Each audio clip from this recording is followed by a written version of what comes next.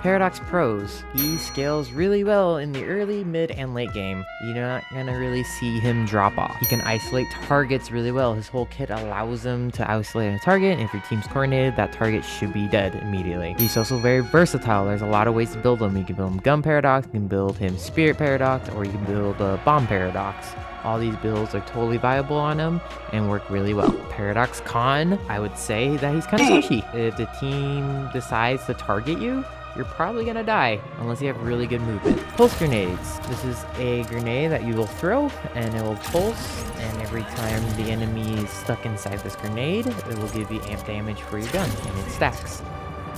Time Wall. This allows you to apply damage with any enemy that phases through it. Also slows down bullets and will silence your enemies once you upgrade it enough.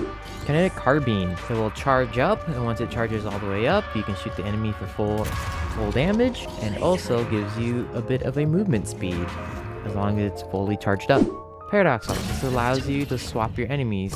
If you're standing next to your team, you can swap an enemy right into your team, and your team can capitalize and murder it. For Paradox combo, it's going to be Carbine, Bomb, Wall, Swap. You can also wait for the swap a little bit. You can throw the Carbine, throw that Bomb, and as they're trying to run away from the bomb, you can wall then swap or them right back into the bomb for maximum damage. The Paradox build that I use is going to be from the Genius. He is actually an Eternus main as a Paradox. He's super good. He is a phenomenal Paradox. Highly advise checking out his channel. He goes a lot more into detail on how to play Paradox and how to really optimize playing that character. The Paradox mentality is going to be being very aggressive throughout the early game to mid game. Very well throughout the whole game. He does fall off late game with his damage because M1 carries just scale a lot better, but you don't need a lot of money on him to actually be very effective. His kit just allows him to be effective. So in lane, you should definitely be picking a lot of fights, trying to find an early lead so you can actually snowball off that lead. Typically, as playing Paradox, you would probably want to be playing mid. I just wasn't able to get that position. No one really wanted to swap with me, which is fine. I can still be just as effective, but mid lane will allow me to rotate between both side lanes and come back to mid lane without losing a wave. But here, this Sinclair and I do a really good job at punishing this Apollo coming up here. I throw that bomb on top of me because I know Apollo wants to be close to me and try to punch me and, you know, try to zip around with his little thrust ability. Can't remember the name of it right now. But yeah, we get the kill, and that starts letting us snowball a little bit here. Here, I get my ult pretty soon. Here in a second. Once I get ult. Then from here, I punish the doorman. I block his way by throwing the bomb in the staircase. I even put a wall to block his way of exit. And that's where we start punishing him here. Sinclair does a really good job following up with my ult there. And then we get the kill. Nice. Now, you're playing Paradox. He's a pick character. You should be playing a lot around the urn as much as you can. As soon as that urn is up, you should be trying to get that urn and running across the map as much as you can. You should be looking at your timings every 10 minutes. If you can get the urn, that means your M1s are going to scale pretty well because they're going to get that extra money from that urn and the buffs as well. Here I do try to get urn, but I realize we can just take tower here. Push yellow here.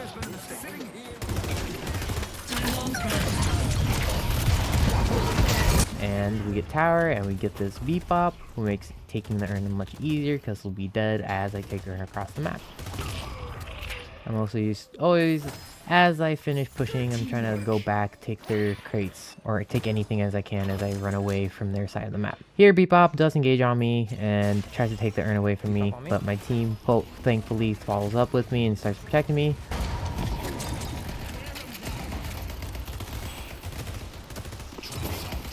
I see the vendor here, but I ignore the vendor. I go straight for the urn because that's all I care about. Luckily, guys was on urn, smacks the bebop off. Here, I try to get the urn, but this viscous just doesn't let me. But I go right back in, try again.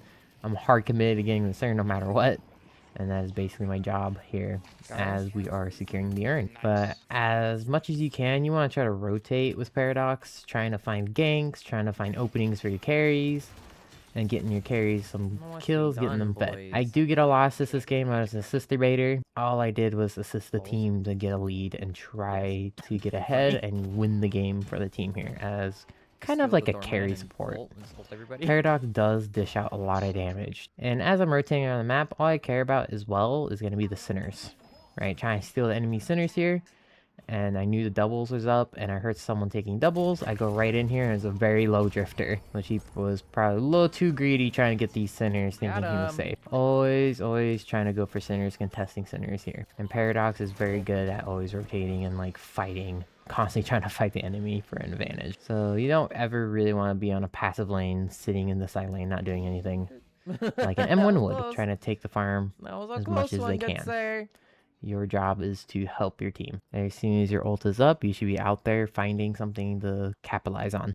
That's gonna be it for this basic overview. This time I did a little bit more examples instead of kind of like the first 8 minutes of the game talking over it. Try to find some good examples for Paradox. Haven't uploaded a little bit. I've been busy in my real life here, but I'll be right back to uploading every week. Let me know in the comments who you want me to make another guide on to help you guys out and improving in the game. If you liked the video, please like and subscribe, and I'll see you guys next time. Bye!